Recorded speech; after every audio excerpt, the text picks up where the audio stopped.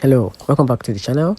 In this video I explain Snowball Analytics app review to see with what you're using. So to get started, we'll quick breakdown about this platform.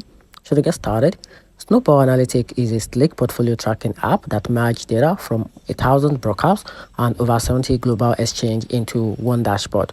It offers detailed analytics, performance, divide and benchmark comparison, and customizable alert, plus an intuitive interface and handy divine end calendar.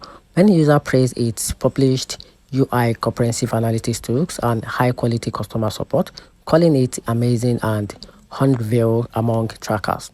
But it's not without flaws.